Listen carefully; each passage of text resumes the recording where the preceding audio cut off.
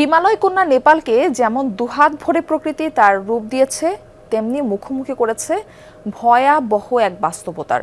ভৌগোলিক কারণে দেশটি বিশ্বের অন্যতম দুর্যোগপ্রবণ ইন্ডিয়ান ও ইউরেশিয়ান টেকটনিক প্লেটের সংঘর্ষে অবস্থানের কারণে ভূমিকম্পের রেড জোনে নেপাল। পাশাপাশি খাড়া পর্বত, তীব্র মৌসুমি বৃষ্টি, ভূমিধস ও হরপা বান বাড়িয়ে দিয়েছে দুর্যোগের ঝুঁকি। শঙ্কা আরও বেড়েছে জলবায়ু পরিবর্তনের কারণে হিমবাহ গলে।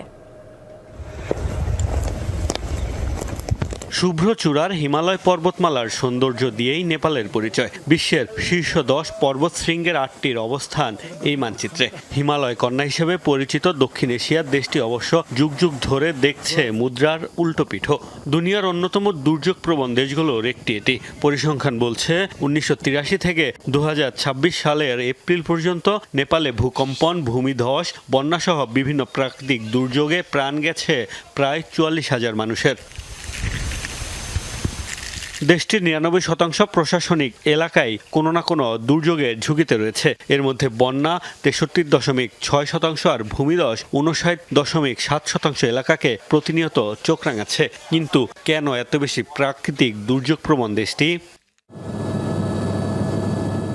ভূপ্রকৃতি গবেষণা বলছে, পৃথিবীর অন্যতম বড় দুটি টেকটনিক প্লেটের সংঘর্ষের স্থলে অবস্থিত এই দেশ। ইন্ডিয়ান ও ইউরেশিয়ান প্লেটের সংঘর্ষে প্রায়ই বড় ধরনের ঝাঁকুনি সইতে হয় দেশটিকে। তাছাড়া জুন থেকে সেপ্টেম্বর বছরের এই 4 মাস তীব্র মৌসুমি বৃষ্টির সাক্ষী হয় নেপাল। ভারী বৃষ্টির ফলে প্রতি বছরই কোথাও না কোথাও ভূমিধস ও হরপাবানে প্রাণহানির খবর মেলে।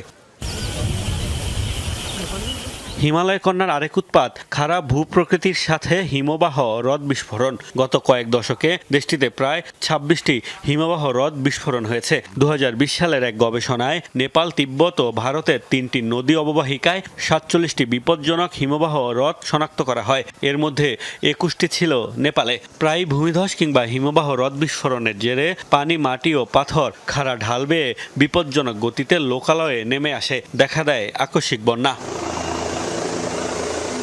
প্রকৃতিবিদরা বলছেন, নির্বিচারে গাছ কাটা আর অপরিকল্পিত অবকাঠামো নির্মাণের কারণে আগের তুলনায় তীব্র হয়েছে প্রকৃতির প্রতিশোধ, বেড়েছে জানমালের ক্ষয়ক্ষতি।